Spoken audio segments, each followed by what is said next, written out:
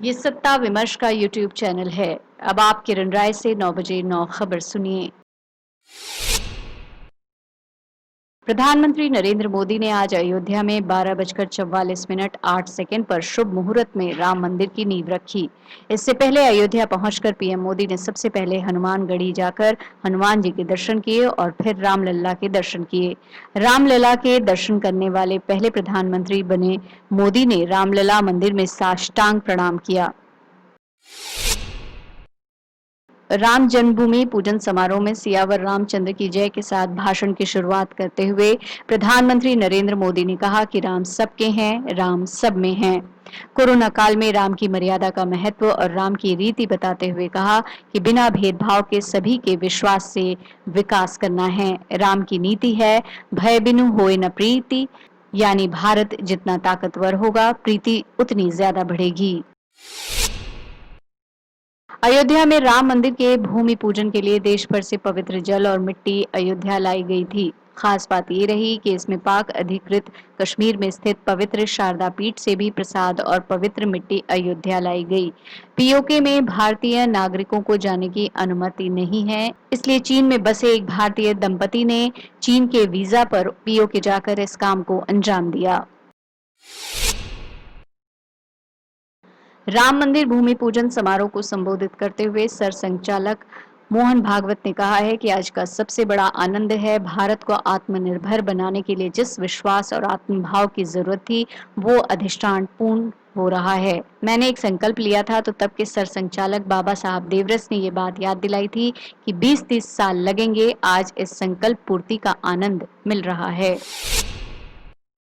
General category के आर्थिक पिछड़ों यानी ईडब्ल्यूएस को 10% आरक्षण का मामला सुप्रीम कोर्ट की संवैधानिक बेंच को रेफर कर दिया गया है।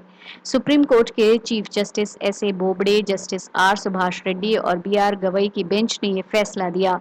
कोर्ट ने 31 जुलाई 2019 को सुनवाई के बाद फैसला सुरक्षित रख लिया था।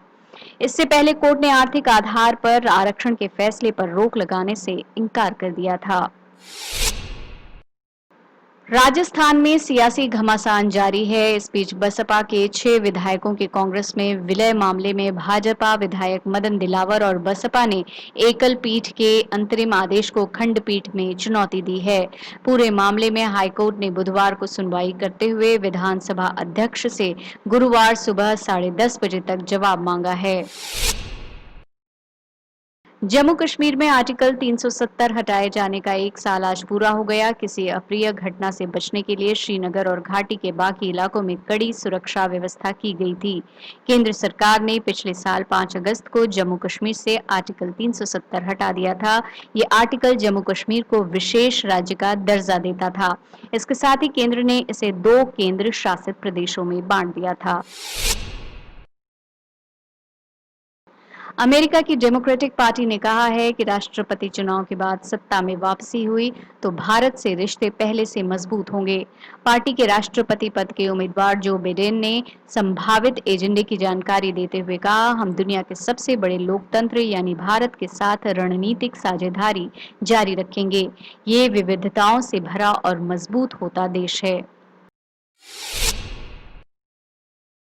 बेरूत में तट के करीब खड़े एक जहाज में भीषण धमाके में 100 से अधिक लोगों की मौत हो गई और 4000 से ज्यादा घायल हो गए हैं। बेरूत के गवर्नर का कहना है कि विस्फोट के बाद शहर के 3 लाख लोग बेघर हो गए हैं। धमाके में $3 बिलियन से ज्यादा का नुकसान हुआ है। पीएम मोदी ने भी घटना पर दुख जताया है। फिलहाल के लिए इतना ही। देखते और सुनते रहिए सत्ता विमर्श।